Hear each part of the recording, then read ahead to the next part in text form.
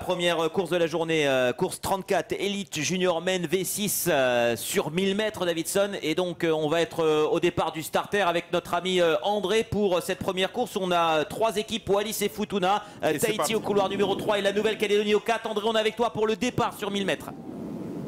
Voilà, c'est parti.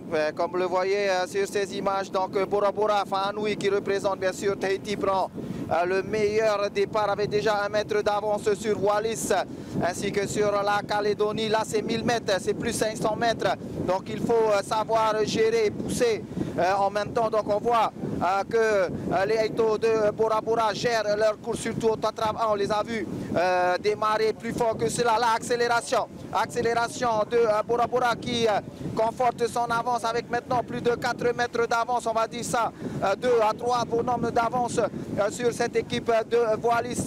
Il se dirige maintenant vers les 250 mètres. On voit que ces Aito sont en train de gérer maintenant plus d'un pas d'avance pour cette équipe de Bora Bora. Virage aux 250 mètres, bien on va regarder la difficulté de virer pour ces Aito, surtout qu'il y a le vent. Regardez les balanciers.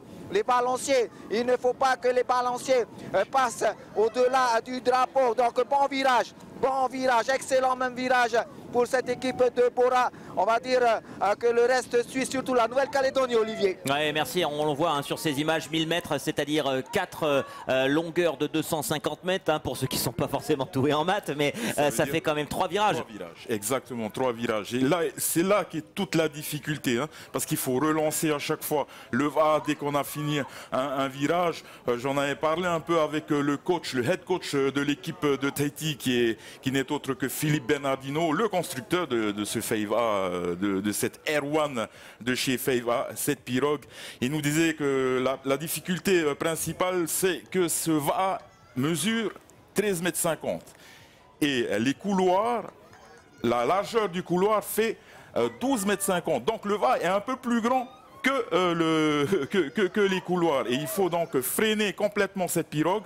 Et faire des rappels patia comme on dit en tahitien, et pour pouvoir replacer donc le V6 dans le couloir et repartir. Et là est vraiment toute la difficulté, parce que on freine complètement le VA et on repart totalement juste après. C'est juste fatigant, il faut le faire 3 fois.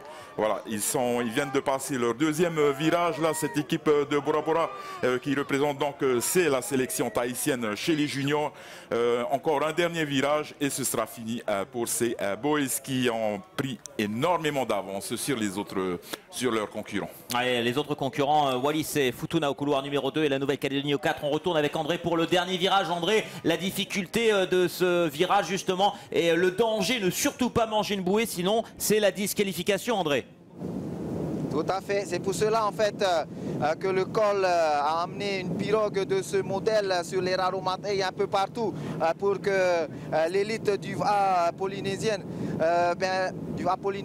puisse s'entraîner, surtout pour ces virages. Regardez le stress, vraiment c'est très stressant pour le barreur qui est obligé de freiner pour ne pas mordre la bouée, surtout pour ne pas aller dans l'autre couloir. Ça aussi c'est très dangereux. Regardez la pointe de la pirogue par rapport au couloir du voisin, c'est très on va dire juste. Et là on va dire que le danger est passé. Maintenant il suffit de maintenir sa vitesse pour pouvoir terminer ces 1000 mètres, Olivier. On va dire good job pour le barreur de cette équipe de Whanui, de Bora Bora, qui représente bien sûr Tahiti.